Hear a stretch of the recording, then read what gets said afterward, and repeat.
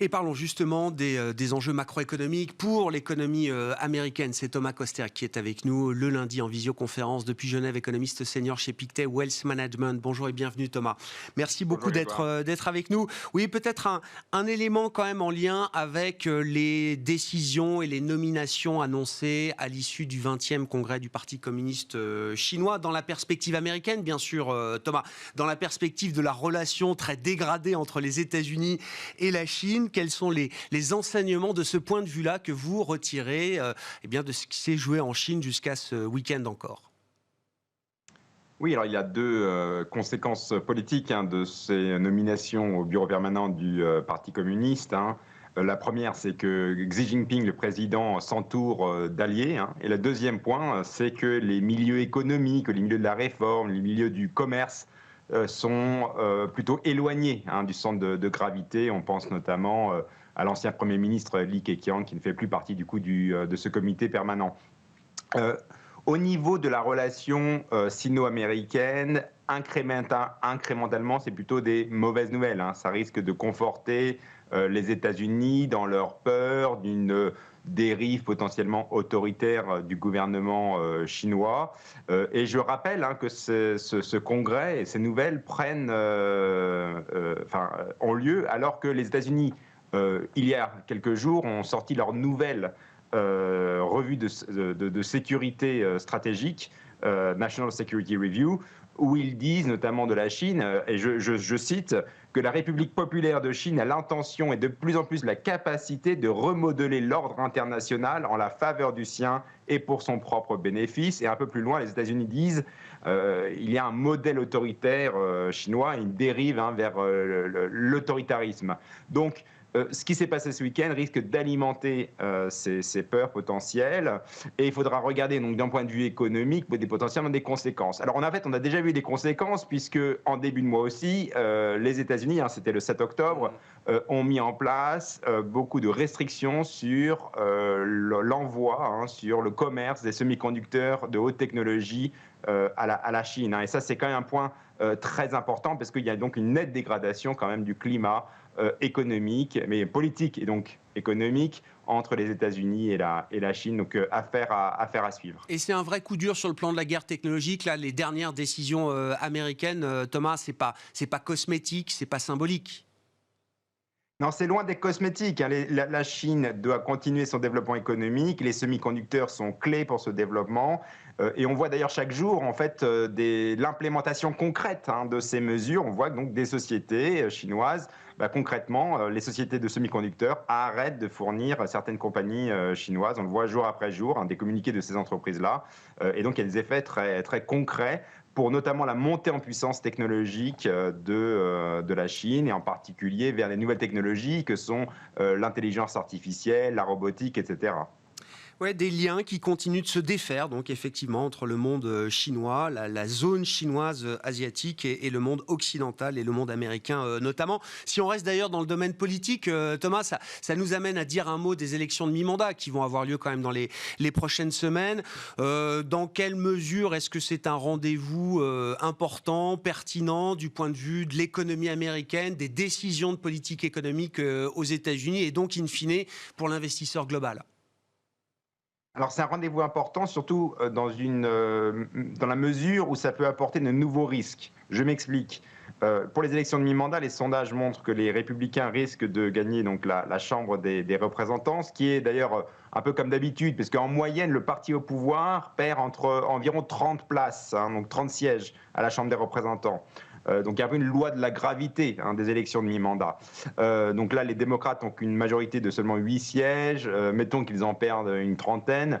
Voilà, ça fera une majorité républicaine. Or, les républicains, alors en général, le marché boursier aime bien quand le Congrès est divisé, parce que ça veut dire moins d'intrusion dans la vie économique du pays. Moins d'impôts, moins de consensus. Donc le Congrès reste au Congrès et Wall Street à Wall Street. Mais là, la nouveauté potentiellement, c'est que les républicains ont déjà dit qu'ils ne feraient pas de cadeaux au gouvernement de Biden, et notamment que les prochaines échéances, que ce soit budgétaires ou aussi sur le plafond de la dette seraient utilisés comme potentiellement des armes pour en fait faire passer, en tout cas limiter l'ampleur du programme démocrate. Donc il est fort à penser qu'il y aura beaucoup de tensions entre les démocrates et les républicains si les républicains notamment devaient gagner la Chambre des représentants. Donc ça, c'est ce que les investisseurs vont devoir regarder ça de très près, parce qu'on le voit ces dernières années, il y a beaucoup de tensions politiques aux États-Unis, en particulier au Congrès, et là la tension risque de monter potentiellement d'un cran. Bon, si on en vient au terrain économique et au terrain de la politique monétaire, Thomas, on aura, et je le disais cette semaine, la première estimation du PIB américain pour le troisième trimestre. Alors, évidemment, c'est un chiffre qui va être révisé plusieurs fois pendant encore des années, mais ça nous donne quand même une indication de ce qui s'est passé en matière de développement économique sur les derniers mois aux États-Unis. Certes, c'est un peu regardé dans le rétroviseur, Thomas, mais est-ce qu'on va quand même trouver dans la dynamique de croissance américaine, parce qu'il y aura de la croissance aux États-Unis au troisième trimestre, est-ce qu'on va trouver des enseignements intéressants pour la suite de l'analyse de la conjoncture américaine ? Alors, ce PIB est attendu par le consensus à 2,3% en rythme annualisé. Maintenant, si on regarde en rythme annuel, c'est-à-dire le troisième trimestre par rapport au troisième trimestre de l'an dernier, ça devrait être du 1,7%, ce qui est un rythme assez modéré de croissance. On a quand même une économie qui est en train de s'affaiblir. D'ailleurs, dans ces 2,3% de croissance, en fait, la plupart, les 2%, il y aura une contribution de 2% juste des importations, en fait, des importations nettes. Pourquoi ? Parce qu'en fait, ce qui s'est passé, c'est qu'il y a eu beaucoup d'importations en début d'année, et en fait, les importations, en fait, on se rend compte que les entreprises américaines ont trop importé. Il y a trop de stocks maintenant dans l'économie, la demande ne suit pas. Et donc, il y a un peu un retour de balancier sur les importations, et donc ça va mécaniquement contribuer au PIB. Donc il faudra faire un peu attention quand même aux éléments techniques de ce chiffre, mais grosso modo, la tendance est quand même plutôt pour un affaiblissement de la croissance économique américaine, tiré en premier lieu par l'immobilier. Le chiffre de l'immobilier résidentiel devrait être assez catastrophique dans ce chiffre de PIB. Et également, on va voir bientôt l'investissement des entreprises qui pourrait aussi continuer de s'affaisser, puisque les perspectives économiques mondiales, mais aussi américaines, sont en train de s'assombrir. Donc un tableau qui sera finalement assez peu réjouissant quand on regardera les détails de ce PIB, même si la bonne nouvelle aux États-Unis, alors bonne et mauvaise nouvelle, c'est que le marché de l'emploi, lui, continue d'être très résistant, mais la question c'est pour combien de temps ? Ouais. Et ça nous amène évidemment sur le terrain de la politique monétaire. Donc cette semaine, c'est une semaine de réunion pour la BCE. La semaine prochaine sera une semaine de meeting pour le FOMC, une décision attendue de la Réserve fédérale américaine. Thomas, est-ce qu'on entre dans entre guillemets, le sprint final, le fine-tuning final, le réglage final du durcissement et du niveau de restriction de la politique monétaire américaine en vue d'un taux terminal qu'on imagine désormais autour de 5% au cours du premier trimestre 2023? Est-ce qu'on est vraiment dans le fine-tuning final, ou est-ce qu'il y a encore de l'incertitude sur les décisions qui pourront être délivrées par la Fed? Alors peut-être pas la semaine prochaine, mais au cours des meetings suivants. Alors il faut être prudent avec la Réserve fédérale, parce qu'on attend toujours que ce soit le dernier kilomètre, et finalement la course continue et on ne voit toujours pas l'arrivée.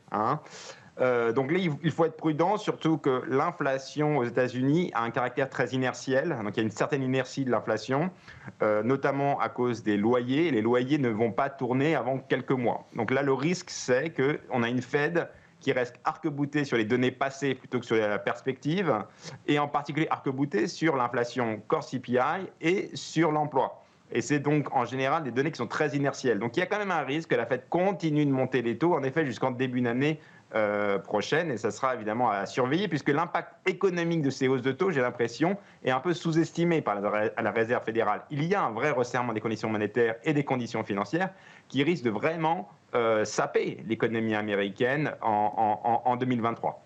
On sent qu'il y a quand même chez certains membres, et j'ai en tête par exemple la dernière expression de Mary Daly, qui est la gouverneure de la Fed de San Francisco, je crois, Thomas. Chez certains membres du FOMC, Mary Daly n'est pas votante, je crois, cette année. Il y a quand même de plus en plus de considération de ce type de risque, d'over-tightening, peut-être de regarder des données qui sont trop dans le passé et pas assez avancées. Mary Daly a fait référence, je crois, aux indicateurs de loyer qu'on peut trouver dans le marché, chez des opérateurs privés, qui montrent qu'on a déjà une forme de décélération des nouveaux loyers aux États-Unis, ce qu'on ne constate pas dans les données dures qui sont publiées sur l'inflation. Est-ce que Mary Daly, elle est encore une exception au sein du FOMC, de la conversation qu'il peut y avoir chez les banquiers centraux américains, ou est-ce que quand même, il y a l'idée que la conversation peut évoluer désormais avec une balance des risques qui serait évaluée de manière différente? Alors, le problème, c'est que la Fed regarde vraiment, pour la plupart des membres, ils regardent beaucoup l'indicateur des attentes d'inflation du Michigan. Hein. Et ces attentes d'inflation restent en fait ancrées à des niveaux très élevés, de plus de 5%. Et là, c'est le vrai problème, puisque l'idée de la Réserve fédérale, c'est de monter les taux d'intérêt au-dessus de ces attentes d'inflation, donc au-dessus potentiellement de 5%. Sauf si les attentes d'inflation se mettent à baisser ces prochains mois. Mais on a vu ces derniers temps une certaine résilience de ces attentes d'inflation. Et ça, c'est le vrai problème, parce que oui, on voit que la Fed est quand même un peu plus inquiète des conséquences sur la croissance, mais quelque part, elle s'arc-boute sur les indicateurs que sont celui-ci, les attentes d'inflation des consommateurs, et aussi l'inflation spot. Donc quelque part, il faudrait d'abord qu'elle pivote sur sa fonction de réaction.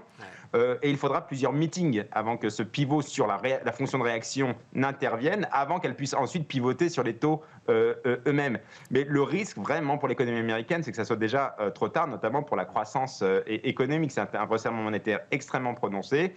Et dans le passé, la Fed, à l'époque de Yellen ou de Bernanke, n'aurait pas monté les taux. Même en général, on baissait les taux quand, par exemple, des indicateurs comme les ordres d'achat ISM, les nouvelles commandes, passaient en zone de contraction. On est en zone de contraction déjà, mais voilà, on a une Fed qui est arc-boutée sur certains indicateurs et qui a peur qu'il y ait une spirale inflationniste aux États-Unis, alors que on a des salaires qui se remettent à baisser. Et je pense que voilà, ces craintes sont, à mon avis, un peu exagérées. Et oui, il y a un moment politique quand même à considérer aujourd'hui au sein des banques centrales pour comprendre peut-être la manière dont ces banquiers centraux réagissent et évoluent au gré des données statistiques. Merci beaucoup Thomas. Thomas Kosterg avec nous aujourd'hui en visioconférence depuis Genève, économiste senior US chez Pictet Wealth Management. Ainsi se termine Smart Bourse pour l'édition de la mi-journée. On se retrouve à 17h en direct sur Bismart.